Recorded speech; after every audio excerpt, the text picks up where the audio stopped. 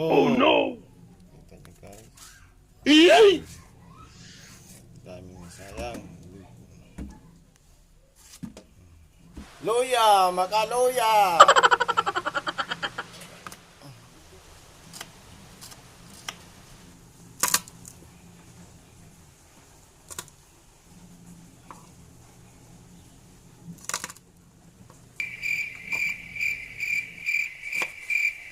Ang mahal ng kamatis! Ajis! Oh no!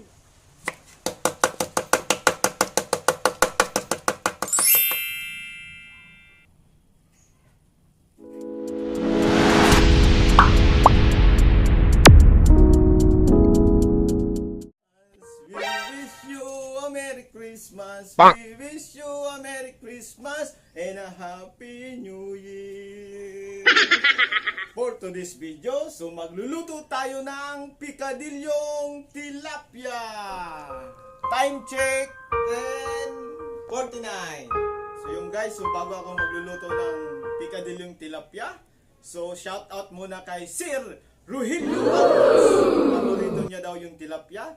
So ngayon naman guys, para mas lalong masarap ang aking pikadilyong tilapia, lalagyan natin ng twist. Piprituhin ko muna ang tilapia bago natin pikadilyuhin. Pisa na natin, magprito muna ng tilapia!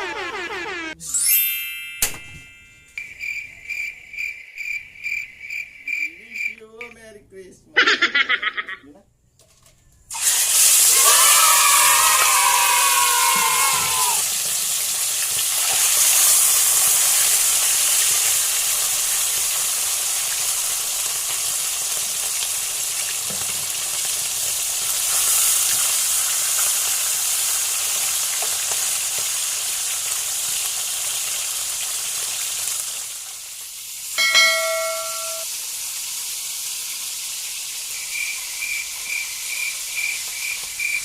So guys, huwag masyadong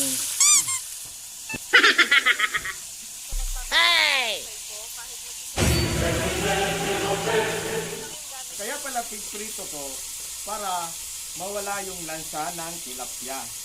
Bang. Ayun guys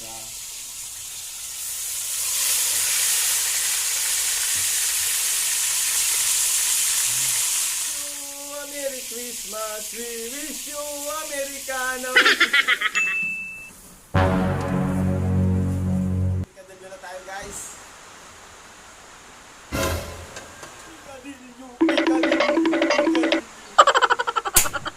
Ilalagay na natin guys yung first extract ng coconut milk.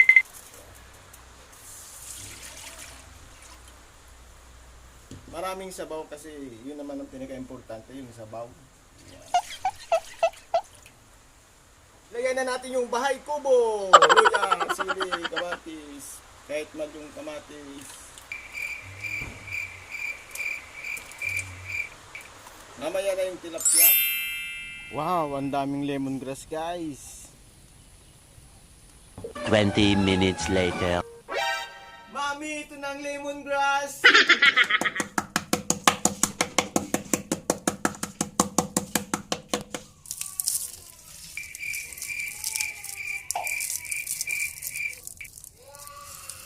Lemongrass. Black pepper.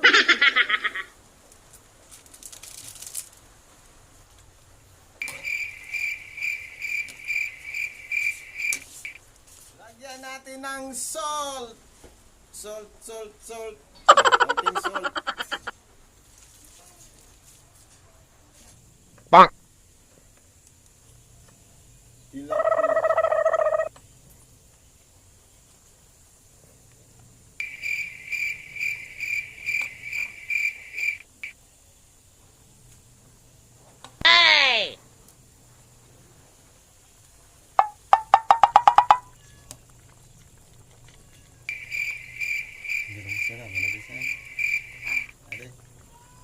Magi, magic sarap. Baka naman, Merry Christmas.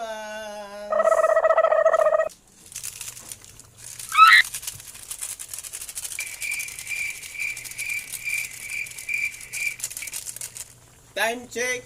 11:19. So ilalagay naman natin guys yung eggplant, yung talong. Talong.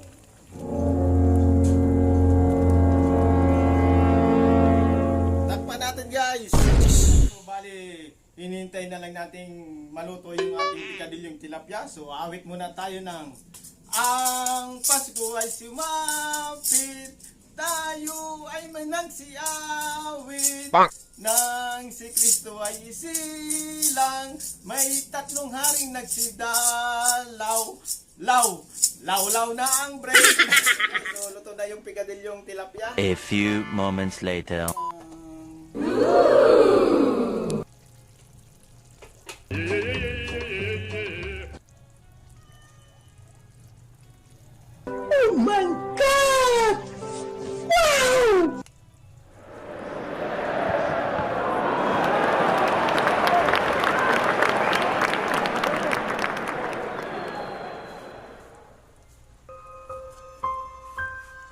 Titikman na natin guys.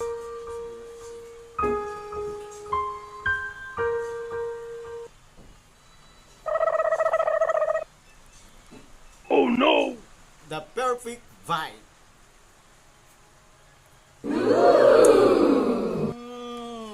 Ang sarap talaga. Walang langsa guys. Yung gulay na talong. Malikon. Ang sarap. Ang sarap talaga.